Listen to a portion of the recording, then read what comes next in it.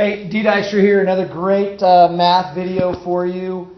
Today we are talking about evaluating and graphing piecewise functions. Okay, here we go. Been a while since I've seen you, so we're back at it. Let's talk about piecewise functions. What are they? How do we evaluate them? And then what do we do to graph them? Okay, so let's look at a quick definition. What is a piecewise function? I mean, really. Definition. It is a separate functions that are pieced together based upon specific domain restrictions. All right, so we've got maybe 2 or 3 or 4 functions that are pieced together based upon some specific domain restrictions, meaning that one is going to take off from one x and it'll be included or not included, or it'll go in a different direction. So let's see what that is. Notation. So what we'll see is we'll see f of x and we'll see equal to one of these big brackets, okay? And what we're doing is we're housing inside here a specific function. We'll call it function number 1 for right now. And it will have its x restrictions or domain restrictions. And then we will have a second function with its own restrictions. And finally, maybe a third function with its set of restrictions. All right. Now, let's just recall really quick some symbols that we're used to seeing by now. But if not, let's make sure we understand. If it is an open circle on a graph, then that means it is not included. So it is undefined at that moment. And we might see that graphically with a less than or greater than symbol, right? It's not equals, it's just the number is greater than that. So if I said something is greater than 0, I would start at 0.001 and go to 1 or 2 or 3. If I said it was equal to 0, then I could include 0. But if I say it's greater or less than that, now I'm not including 0. I have to go separate ways from 0. All right. If it is a filled-in circle, then we're dealing with something that is equal to or included. All right. So that number, that value is defined. So maybe we could also put excluded or undefined. Undefined. Right? And maybe we also could put in here that if it's included, then it is definitely defined. That function is defined at that particular x value. All right. So let's see, how do we evaluate? We're going to be doing some work with evaluating and graphing here. So how do we evaluate? Well, here's example number 1. We've got f of x, and it's equal to this piece, and this piece says, hey, use me. I am available if x's are less than or equal to 1. All right? If and only if x's are less than or equal to 1. A second function is listed as 2x plus 5, and that is available when x is greater than 1 but less than 5. So it is within that domain restriction. That's all we're going to do. Then a third function is listed as 3x, and that one is available from when x is greater or equal to 5. Okay, that was awesome. So now here we go. We have find. The question is find f of negative 2, right? So what we do is we take negative 2. We substitute it into one of these functions. Now, which one do we use? Well, we look at the domain restrictions. Is negative 2 greater than 5? No. Is negative 2 between 1 and 5? No. Is negative 2 less than 1? Absolutely. So, we will use the blue function. So, we've noted that we're going to plug negative 2 for that x. Negative 2 plus 1 is, so f of negative 2 plus 1 is negative 1. So we would say that f of negative 2 is negative 1. All right. It wants us to find f of 3. So I do the same thing. Where is the 3 available? Well, 3 is not less than 1. 3 is it in between 1 and 5? Yes, it is. So I simply take that 3, plug it into the function. 2 times 3, that's my new x, and then add it to 5. And so we get 2 times 3 is 6. 6 plus 5 is 11. So we would say that f of 3 is 11. All right. Now, final one.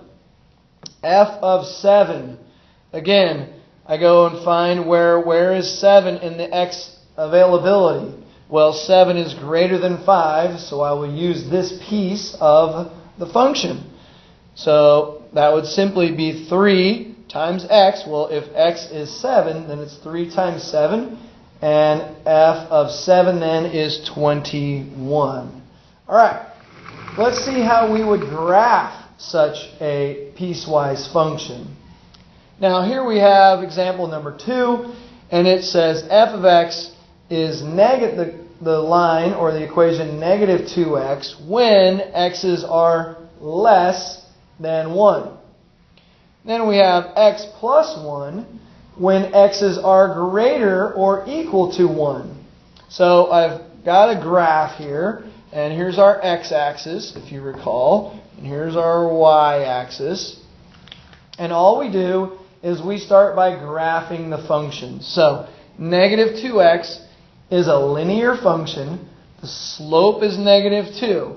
Now if I plug 0 in, it goes to 0, and then it's a negative 2 slope. So down 2 over 1. If I want to go the opposite direction, it's over 1 up 2, over 1 up 2. So you can see this line. Now, here's this open circle. Now why do I have an open circle there? Well, it's because the domain restriction says that x's are only good if they are less than 1. Alright? So 1, it's undefined at 1. It's not defined there for this part of the function. It continues to go here. So you'll see an open circle. And again, if we recall, we've got a greater than or less than symbol, and then subsequently an open circle on the graph, which are excluded values. All right, so hopefully that ties that together for you.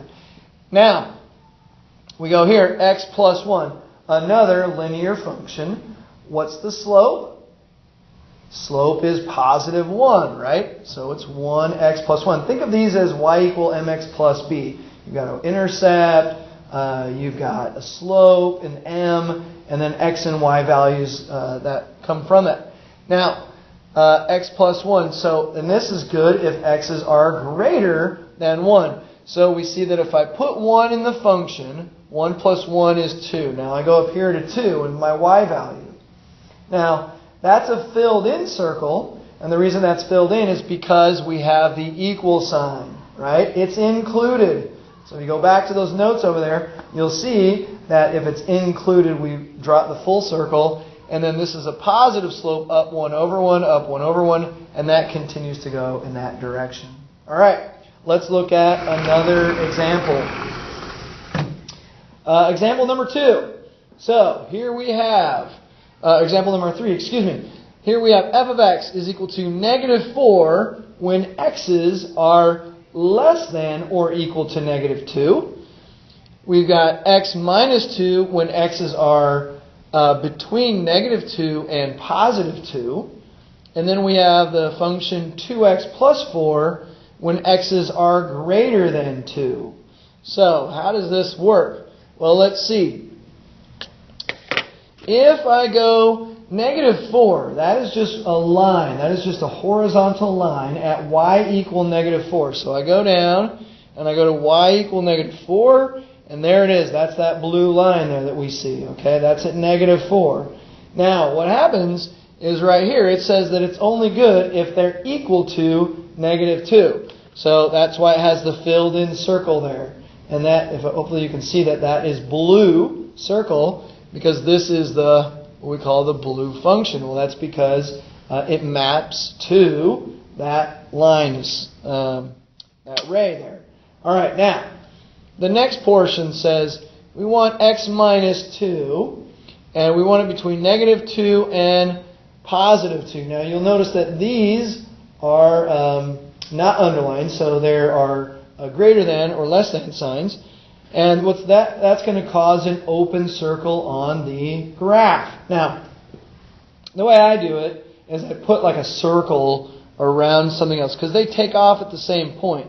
This red just happens to be undefined there. So what I do is wrap a red circle around that, and I'm not sure if you can see that. If you can zoom in, possibly can, but there's a red circle. And that line at -2 is the y-intercept, and it's a function where we've got a slope of 1, so up 1 over 1, up 1 over 1, continuing on to where it touches at positive 2 is where it stops.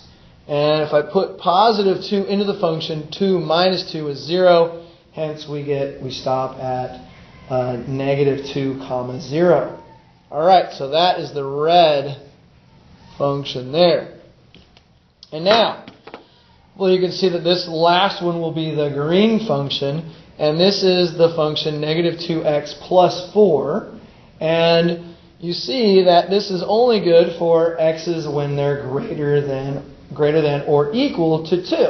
So, I plug 2 in, and I know that if I have 2 here, -2 times 2 is -4. -4 plus 4 is 0. So I have a filled-in circle, right? Because it's included because of that underline there. When it's equal to, that is a filled-in circle, and it's included.